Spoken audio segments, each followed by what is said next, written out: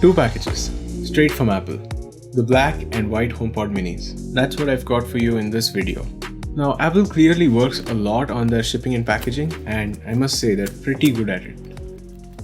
Just pulling on this tab opens up the box. Simple. A box inside a box. Because why not? This one's just a compact box with some fun colors spelling out the word mini. It's the same with the other box. Just pulling on the tab to open it up. This box is black because it's a black HomePod Mini. Let's carefully tear into the shrink wrap and satisfyingly slide it out. Revealing the HomePod Mini. Presentation on point. Just the HomePod Mini up front with its permanently attached power cord beautifully coiled around the base. Now that Apple has begun taking stuff out of the box, there's much lesser stuff to talk about in these unboxing videos. But there's the usual documentation, including a user manual with some illustrations about the setup and also the use, and some warranty info that I'm pretty sure no one will ever use, along with one Apple sticker. And they've also been kind enough this time around to pack in the power adapter. Never thought I'd have to say that, but it's 2020. And as a matter of fact, it's a good one. A 20-watt charging brick that's got a USB-C port. Even though it does not support power delivery, it does fast charge iPhones 8 and up, and also the iPad Pro and the iPad Air. Now with all of that out of the way, let's get to the HomePod Mini.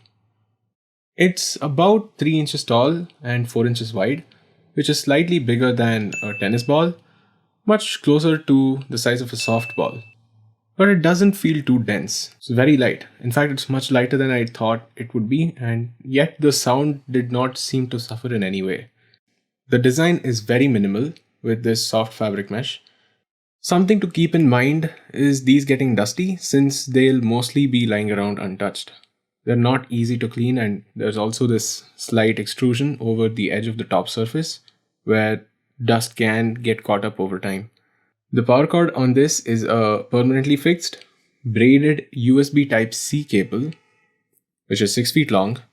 It should be enough for most spaces, and even if that does not work out for you, since it is USB-C, I'm guessing it can be extended with an extension cable. Not sure, might have to try that out. The top has a plastic touch surface with a light and also volume controls.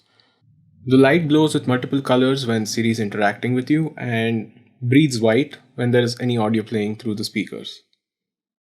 This surface does become fingerprint down on the black one specifically, but fingerprints are barely noticeable on the white one. So that's one thing to keep in mind when you're choosing colors on these. Now let me talk about the specs while walking you through the setup process here. These pack in a full range driver with a pair of passive radiators inside, which make up for a fuller low end and also crispier high ends. There's also a waveguide inside that points downwards to really emphasize that 360-degree sound field, something that they've taken right out of the bigger HomePods. All of HomePod Mini's processing is done by the S5 chip that was a part of the Apple Watch family till now. And that's just the hardware side of it. Apple's known for fusing in-house hardware with in-house software like nobody else, and here it's pretty evident with the computational audio. This has been around right from the release of the OG HomePod, but man, it's mind-blowing in these tiny ones.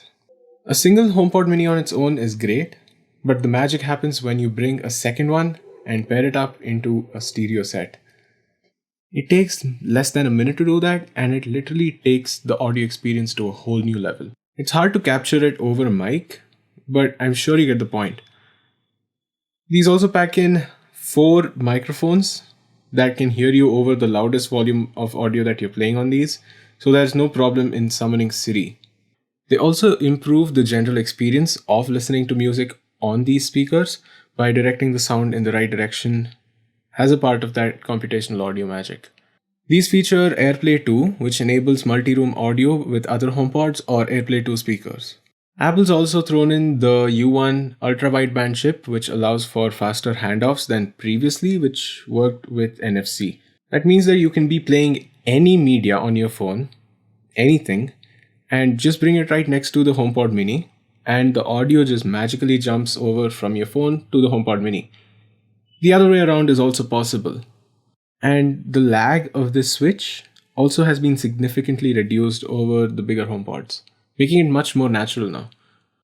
All controls for the HomePod Mini can be found on the Home app, where you can enable the intercom feature to broadcast a quick voice message to other HomePods in the same home and also to the entire family through their iOS or iPadOS devices. All of Siri's settings, however, are mirrored from your iPhone Siri settings, which is found inside the Settings app. Now, Apple does mention on their spec sheet that these have the 802.11n Wi-Fi standard only, but there are no issues in connecting these to a 5G network. These can also be used as add-on speakers to an Apple TV setup, even though the bigger HomePods might work out better for that. I've linked a few videos in the description below that might be helpful if you are going to do that. Siri on this is also a bit more helpful than before, but she's still got a lot of catching up to do with Google Assistant. And also, media can be played directly from Pandora, iHeartRadio, and a few more services in addition to Apple Music and podcasts. But Spotify is still coming soon. It still can be AirPlayed from any other Apple device. For the smart home fans out there, this also is the cheapest HomeKit hub that you can find right now. We'll have another video digging deeper into that topic of smart homes and the whole HomeKit setup. So make sure you've turned on notifications for our channel. Also, let us know in the comments below if you would like to see a dedicated audio comparison video with a few other smart speakers. That was my quick take of the HomePod Mini. Hope you found this video helpful, and if you did, let us know by smashing that like button. Also, you might want to consider subscribing to our channel if you loved it, since there's a bunch of videos that we're coming up with. Wouldn't want to miss out on them. Thanks for watching, and I'll see you around.